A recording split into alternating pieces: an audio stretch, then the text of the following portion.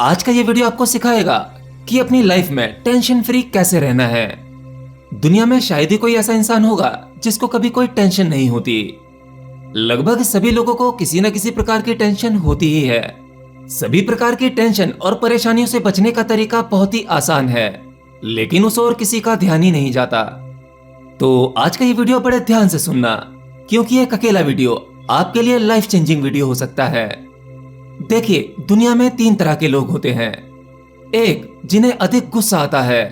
वो अपने क्रोध को कंट्रोल नहीं कर पाते। क्रोध आते ही या तो वो शारीरिक एक्शन लेते हैं या फिर मानसिक एक्शन, लेकिन एक्शन जरूर लेते हैं। इन लोगों की संख्या सबसे अधिक होती है। दूसरी कैटेगरी, जिन्हें गुस्सा आता है परंतु वो अपने गुस्से को दबा लेते हैं। कई बार ये उनके लिए फायदेमंद होता है और कई बार उनके द्वारा कंट्रोल किया गया गुस्सा उनके लिए कुछ मानसिक बीमारियां ले आता है। और तीसरी कैटेगरी, जिनके साथ कुछ गलत होने पर वह फिर भी लोगों को माफ कर देते हैं। इस तरह के लोग बहुत कम होते हैं, परंतु ये लोग स्वस्थ होते हैं। अब इनमें से सबसे शक्तिशाली कौन है? एक वह इंसान जिसके साथ कुछ भी गलत होता है तब वह तुरंत एक्शन ले लेता है, जरूरत पड़ने पर किसी की हत्या भी कर देता है। वह अपने क्रोध के आगे किसी से नहीं डरता। या वह जो अपने गुस्से को दबा लेता है, क्रोध आते हुए भी अपने क्रोध को जाहिर नहीं होने देता। या फिर तीसरी कैटेगरी, जिन्हें क्रोध आता भी है तब वह अपने आप को स्थिर कर पाते हैं और स्वयं को स्थिर करने के बाद वह सामने वाले को माफ कर देते हैं। शायद आप में से कुछ लोग जवाब जानते हैं। वह तीसरी प्रकार का व्यक्ति जो दूसरों को माफ करना जानता है। इसे ऐसे समझो, क्रोध आने पर तुरंत एक्शन ले लेना ये लगभग ज्यादातर मनुष्य की फितरत होती है। इसके लिए उन्हें कोई एफर्ट नहीं करना पड़ता। यह क्रिया उनके अंदर अपने आप हो जाती है। जब आपको कोई गाली देता है या आपको बुरा भला कहता है तो इंसान की प्रवृत्ति के अनुसार इसका एक्शन भी वैसा ही होता है। जिसे किया नहीं जाता ये ऑटोमेटिकली हो जाता है। तो यहाँ पर आपको किसी प्रकार का ना तो मानसिक और ना शारीरिक प्रयास जुटाने की आवश्यकता पड़ी। आपके सिस्टम ने अपने आप ही रिएक्ट कर दिया। दूसरी कैटेगरी, जो अपने गुस्से को दबा लेता है, जो क्रिया पर प्रतिक्रिया नहीं करता, उसे थोड़ा सा एफर्ट करना पड़ता है, अपने क्रोध को दबाने का एफर्ट।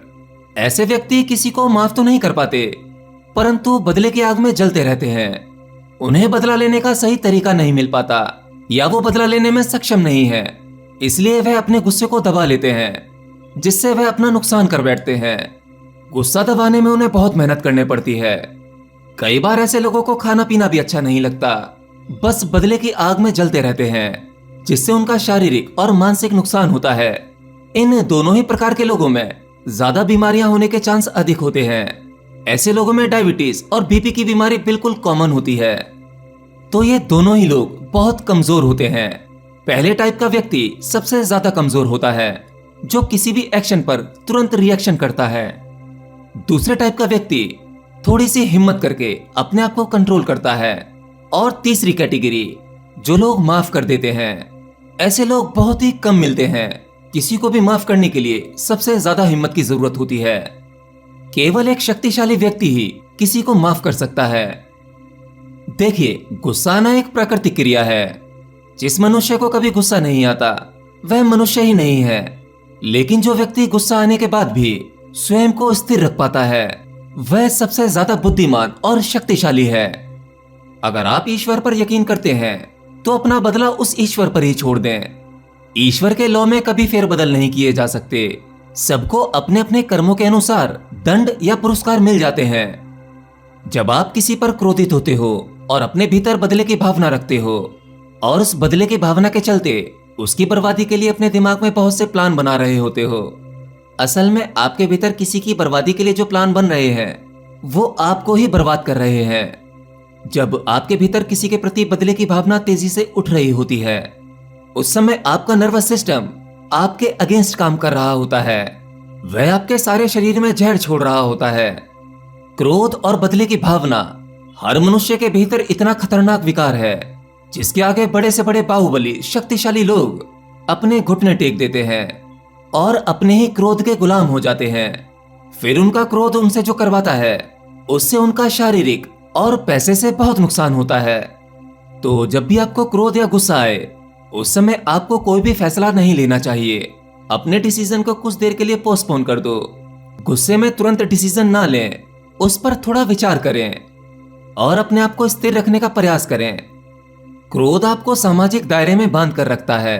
अगर आप अधिक क्रोध करोगे तो आप कभी भी आध्यात्मिक नहीं हो पाओगे। और जैसे ही आप किसी को माफ कर देते हैं, अब चाहे गलती कितनी भी बड़ी क्यों ना हो, तब आप ईश्वरीय गुण में आ जाते हैं। देखिए, किसी की गलती की सजा ये प्रकृति उसे दे ही देगी। दुनिया में कोई भी गलती करके बच नहीं सकता, यही प्रकृति का सबसे बड़ा नियम है।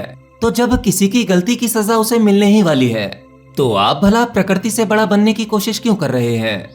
आप अपने लिए नए कर्म और क्यों बना रहे हैं? आप अपने भीतर किसी के प्रति बदले की भावना रखेंगे या क्रोध में आकर किसी भी प्रकार का एक्शन लेंगे तो उसकी सजा आपको तुरंत मिलेगी। और अगर बदले की भावना आपके भीतर पड़ी रही तो आप अपने लिए नया कर्म बना रहे हैं, नए कार्मिक अकाउंट को जोड़ रहे हैं और उसकी कीमत दिए बिना आप बच नहीं सकते, क्योंकि आप भी इस प्रकृति का हिस्सा हो। अगर कोई गलती करता है, उसकी सजा उसे अवश्य मिलती है, ज्यादातर इसी जन्म में, और कई बार वह अगले जन्मों तक उसकी भरपाई करता रहता है। और किसी को माफ कर देना, यह आपको कर्म बंधनों से अलग करता है। किसी ने कुछ किया, यह प्रकृति अपने आप ही उसका देख लेगी। आप अपने लक्ष्य पर फोकस करें, क्रोध में आकर वहीं ना रुक जाएं, उस दलदल से बाहर निकलें। और हाँ, इसका मतलब ये नहीं कि अगर आपके साथ कोई व्यक्ति कुछ बुरा करता है और आप कहते हो कि ठीक है, मैंने इसे माफ किया, मैं नए कर्म नहीं बनाना चाहता, भगवान इसे दंड देगा, ये प्रकृति से अच्छा सबक सिखाएगी। ये भी बदले की भावना है जो आपके भीतर चालाकी से करुणामय बनने का ढोंग कर रही है। आपको बस ऐसा होना चाहिए, ठीक है, जो हो गया सो हो गया, बात को यहीं खत्म करें। उसके प्रति किसी भी प्रकार का विचार आपके भीतर नहीं होना चाहिए। ना ये कि इसे ईश्वर सजा देगा, प्रकृति से दंड देगी, मैं कुछ नहीं कर रहा, मैंने उसे माफ किया, और ना ही किसी और प्रकार की भावना। कोई व्यक्ति अगर आपके दिमाग में रहता है, अच्छे में बुरे में किसी भी प्रकार से, तो मतलब अभी आप उस व्यक्ति से बंधे हुए हो, आप उसे माफ नहीं कर पाए हो। आप चुपके से देख रहे हो कि क्या प्रकृति ने इसे दंड दिया या भी नहीं दिया, अभी इसके साथ में कुछ बुरा हुआ या नहीं हुआ, और कितना समय लगने वाला है। मैंने अपनी तरफ से तो कोई एक्शन नहीं लिया था, पर फिर भी अभी तक प्रकृति ने इसे कोई दंड नहीं दिया, बहुत देरी हो रही है। इस तरह से किसी भी प्रकार के बदले की भावना आपके भीतर नहीं होनी चाहिए। आपको सच्चा करुणामय बनना चाहिए। माफ करना ही ईश्वर का गुण है, और ये प्रकृति अपने नियमों के हिसाब से चलती है। इसके नियमों को कोई नहीं तोड़ सकता, अब चाहे वह कितना भी शक्तिशाली क्यों ना हो। जब आप स्वयं में स्थिर हो जाते हैं, आपके भीतर करुणा फूटने लगती है, तब इससे लोगों का कल्याण तो होता ही है, साथ ही साथ आपका जीवन भी सुखमय होता है। आप अपने शारीरिक और मानसिक रूप से स्वस्थ रहते हैं, और एक स्वस्थ जीवन दुनिया का सबसे बड़ा धन है। जब आप किसी को दुख नहीं देते, लोगों को माफ करते हैं, तब आप जीवन भर सुखी रहते हैं, फिर आपको कोई दुख नहीं होता। बस आपको बदले की भावना से बचना है, क्रोध आने पर भी लोगों को माफ करना है। यही जीवन भर टेंशन फ्री और सुखी रहने का मूल मंत्र है। बस एक इस मंत्र को साध लो, फिर समझो आपने अपने भीतर का सबसे बड़ा विकार खत्म कर लिया।